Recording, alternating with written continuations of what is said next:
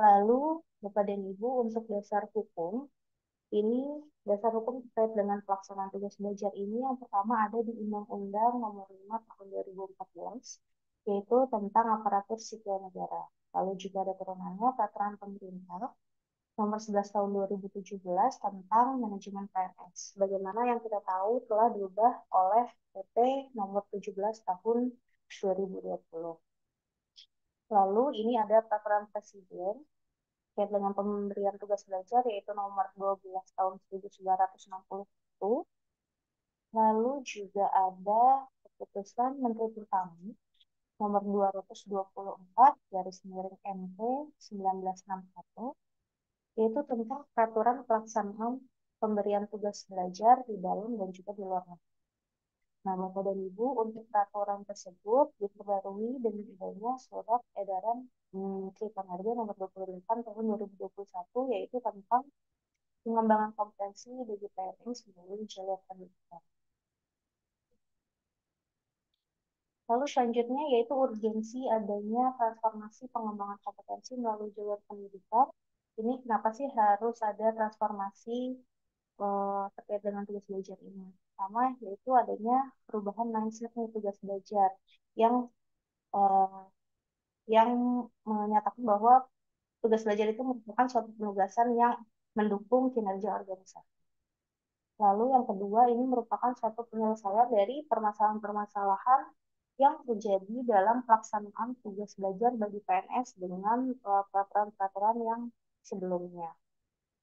Yang ketiga yaitu adanya kesenjangan antara kualifikasi, kompetensi, dan juga tuntutan kebutuhan peningkatan kompetensi bagi PNS. Nah, yang kelima yaitu adanya transformasi di metode dan model pembelajaran, karena waktu itu juga sempat kita mengalami pandemi COVID-19. Nah, dengan ada hal-hal tersebut, maka kebijakan tugas belajar ini dirasa sudah tidak sesuai lagi dengan perkembangan hukum, sehingga perlu adanya transformasi. Nah, Bapak dan Ibu, untuk SE 28 2021 ini, dia mengakomodir beberapa fleksibilitas yang ada di dalamnya. Pertama, fleksibilitas yang pertama yaitu dia saat ini mengakomodir double degree dan juga study by research. Lalu juga yang kedua, sekarang kita belajar yang bersangkutan tidak harus dibebas tugaskan. Mungkin ada beberapa dari pegawai yang instansinya itu sangat membutuhkan dia sehingga dia tidak bisa dibebas tugaskan, maka pegawai tersebut tetap bisa mengikuti tugas belajar. Lalu yang ketiga, uh, untuk usia maksimal itu juga sekarang tidak dibatasi, yang penting sepanjang yaitu tidak di dalam program ekonomi. Lalu ini yang paling sering kita gunakan yaitu terkait dengan akreditasi C. Saat ini pegawai itu bisa berkuliah pada institusi dengan akreditasi C sepanjang di wilayah tersebut tidak terdapat institusi berakreditasi B. Jadi Bapak dan Ibu untuk yang ingin melaksanakan tugas belajar namun mungkin di wilayahnya tidak ada yang program studinya memenuhi batas minimal akreditasi, itu tetap bisa berkuliah dengan institusi yang akreditasi WC. Lalu untuk batasan jarak ini sudah tidak diatur lagi, yang penting sepanjang sistem pembelajarannya itu bisa mendukung. Yaitu untuk yang tidak dibebas tugaskan pada Lalu selanjutnya untuk pembiayaan studi itu sekarang melalui multi donor, jadi tidak hanya uh, dari satu lembaga donor saja. Yang penting dia tidak membiayai komponen pembiayaan donor eksternal. Lalu juga ini sekarang di FE 28 2021 itu dia mengakomodir untuk pembelajaran jarak jauh atau PJJ. Yang penting yang perlu diingat adalah sepanjang memiliki izin dari Kemdikbud.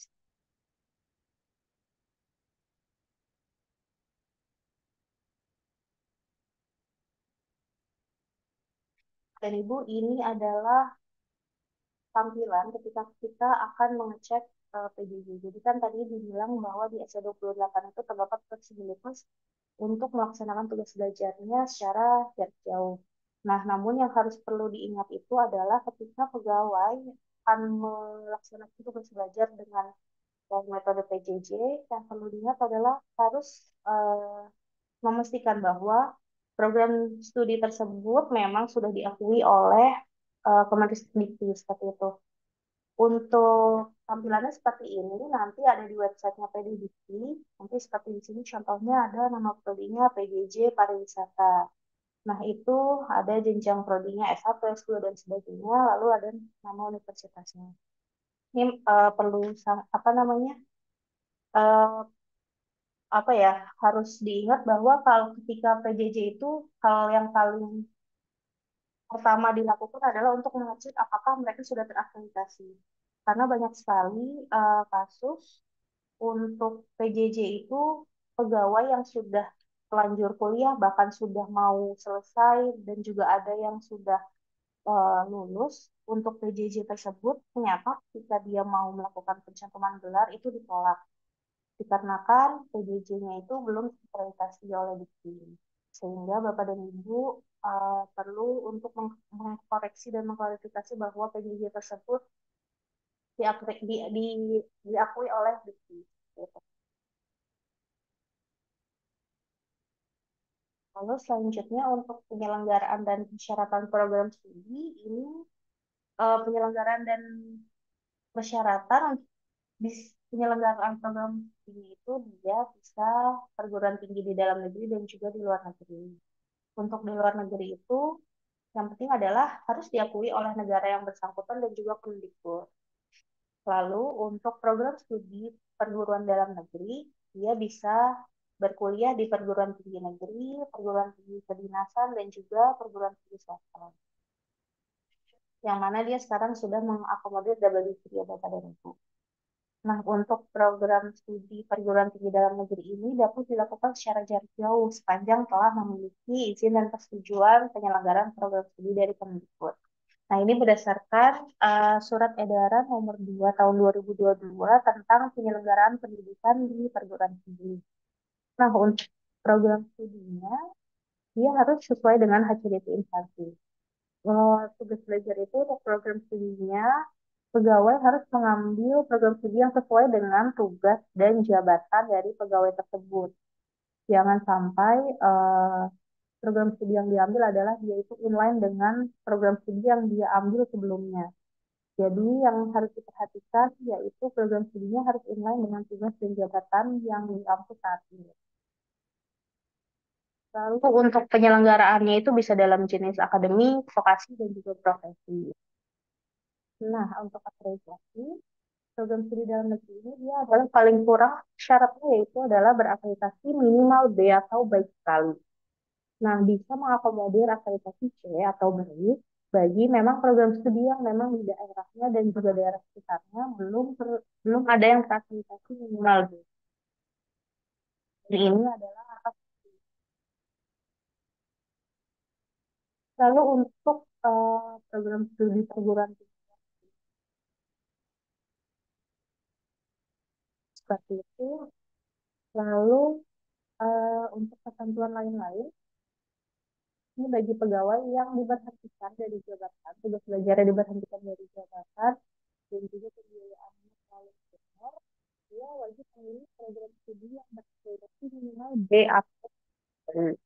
Nah, untuk pemberian rekomendasi terhadap persetujuan program studi yang akreditasinya C atau baik, yaitu dapat diberikan sepanjang tidak bertentangan dengan peraturan internal instansi terkait tugas dan izin belajar. Jadi Bapak dan Ibu untuk fleksibilitas yang ada di SE 28 yaitu khususnya di sini disebutkan adalah untuk berkuliah di akreditasi C, dia hanya bisa digunakan fleksibilitas tersebut jika Bapak dan Ibu telah merevisi peraturan internal terkait dengan tugas belajar. Jadi ketika Bapak dan Ibu masih belum merevisi sesuai dengan SE 28, maka peraturan yang dipakai yaitu masih menggunakan aturan lama.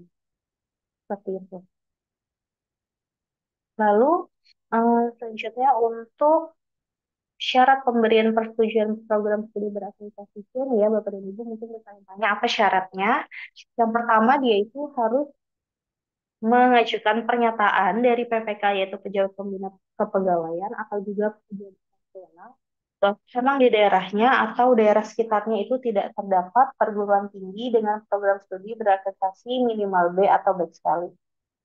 Jadi nanti PPK-nya bersurat kepada Menpar dan membuat surat pernyataan. Nanti untuk surat pernyataannya contohnya ada di slide selanjutnya.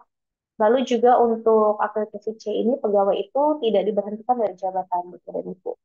Kenapa untuk poin 2 ini pegawai harus tidak diberhentikan dari jabatan? Karena ketika pegawai tersebut, logikanya adalah ketika pegawai tersebut diberhentikan dari jabatannya, maka semestinya pegawai tersebut bisa mencari eh, universitas yang program studinya itu memiliki akreditasi minimal yaitu B atau baik sekali. Jadi kalau misalnya pegawainya diberhentikan, dia semestinya bisa mencari akreditasi yang lebih baik daripada akreditasi C tersebut. Sehingga untuk akreditasi C ini, dia harus pegawainya tidak diberhentikan dari jabatannya. Lalu untuk yang ketiga, pembiayaan pendidikan itu untuk akreditasi C menggunakan biaya mandiri. Namun, memang jika dalam hal tugas belajarnya dibiayai oleh PBN, PBD, sumber lain bisa, maka ketentuan akreditasinya akan mengikuti persyaratan yang ditetapkan oleh penyedia dana. Seperti itu. Nah, ini untuk contoh template dari surat pernyataan dari PPK atau PYD. Nanti surat pernyataan ini eh, bentuknya dia dijadikan lampiran dari surat pengajuan rekomendasi ke Menpan.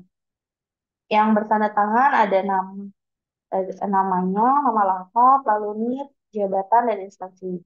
Ini yang tanda tangan adalah PPK atau PYD-nya, yang mana menyatakan selaku PPK atau pejabat yang diberi delegasi kewenangan pada kementerian, lembaga, atau pemerintah daerah, dia menyatakan bahwa di lingkungannya dan juga di wilayah sekitarnya yang dapat dijangkau tidak dapat perguruan tinggi dengan program studi yang memiliki akreditasi minimal B atau baik sekali.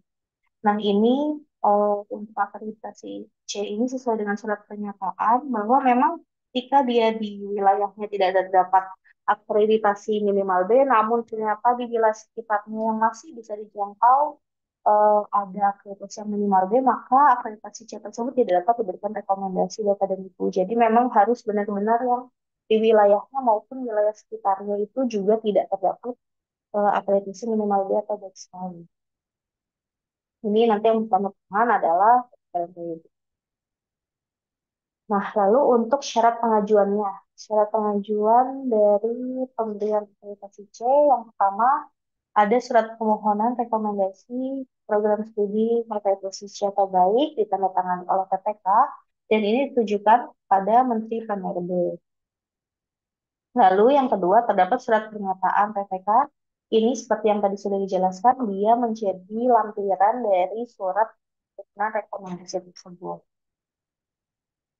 Lalu nanti disertakan juga di dalam surat tersebut program studinya, universitasnya, jenjangnya, akreditasinya, dan juga nomor akreditasinya. Itu Bapak dan Ibu. Yang untuk yang poin ketiga, seperti yang tadi sudah dijelaskan, bahwa pegawai itu tidak diberhentikan dari jabatan. Lalu yang keempat, untuk pembiayaan pendidikannya, dia menggunakan biaya mandiri ya Bapak dan Ibu kalau untuk aplikasi C. Namun jika tugas belajar tersebut dia dibiayai oleh pemerintah, APBN, APBD, dan sumber lain, maka ketentuan akreditasi itu mengikuti persyaratan yang ditetapkan oleh masing-masing penyedia dana. Nah, untuk surat permohonan rekomendasi ini bisa dikirimkan ke persuratan Menpan. Jadi Bapak dan Ibu tidak perlu lagi secara fisik untuk mengirimkan surat, datang mengirimkan surat jauh-jauh gitu Bapak dan Ibu. Karena sekarang semua bisa digital by email, yaitu emailnya adalah persuratan@menpan.go.id. Seperti itu. Nah, untuk contoh surat pengajuan akreditasinya, ini seperti ini Bapak dan Ibu untuk contohnya. Jadi ini nanti instansi mengirimkan surat apa ya, surat pengantarnya. Surat pengantarnya seperti ini. Nanti di sini menyatakan bahwa program studinya apa, perguruan tingginya apa, jenjang akreditasi dan juga nomor akreditasi. Nanti di sini apa namanya bisa ditambahkan juga untuk eh, masa kadaluarsa akreditasi tersebut. Nah, Bapak dan Ibu, dari contoh ini ada yang mengajukan untuk program studi dengan akreditasi B. Nah, untuk yang program studi dengan akreditasi B ini sudah tidak perlu dicantumkan dan sudah tidak perlu dikirimkan permohonannya ke Menpan karena dia sudah memenuhi syarat minimal akreditasi untuk melaksanakan tugas belajar. Jadi untuk yang permohonan untuk tugas belajar ini bisa dikirimkannya hanya permohonan terkait dengan yang akreditasi C atau baik. Seperti itu. Nah, lalu untuk di sini juga kan apa namanya ditandatangani oleh PPK dan juga PWD-nya seperti itu data dan itu. Selanjutnya, nah ini surat pernyataan contohnya seperti ini yang sudah diisi ya, menyatakan bahwa di wilayahnya dan wilayah sekitarnya tidak terdapat program studi yang memenuhi syarat akreditasi minimal B.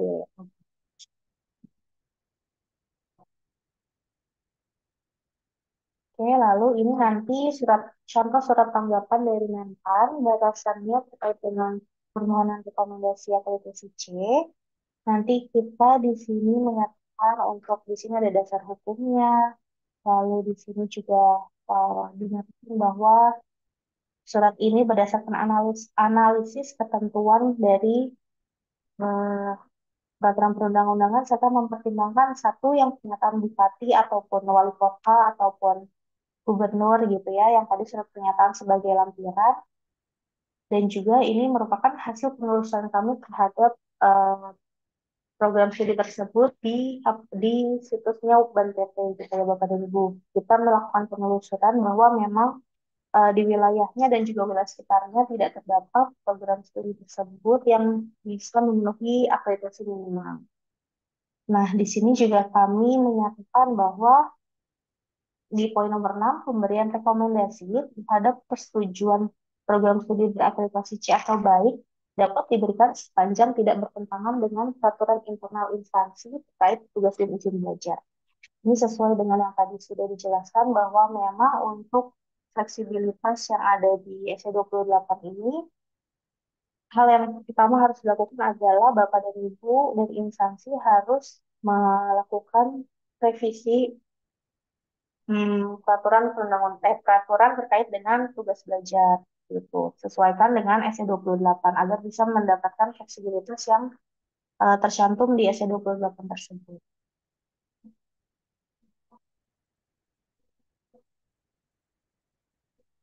Lalu untuk apa namanya pencantuman gelar itu ini sebagai tindak lanjut dari SE28 2021.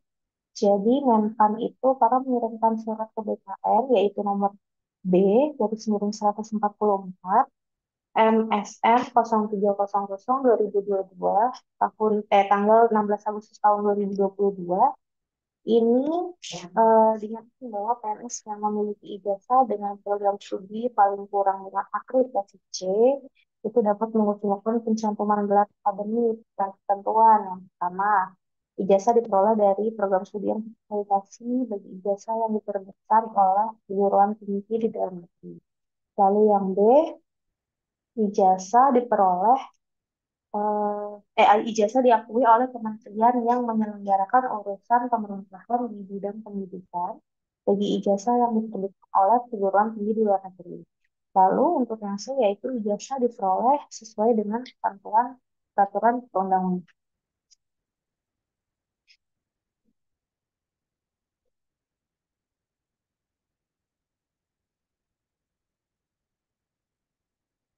Sekian paparan dari saya. Mohon maaf jika ada banyak kesalahan. Terima kasih. Assalamualaikum warahmatullahi wabarakatuh. Saya kembalikan ke Mbak Almas, moderator. Silakan.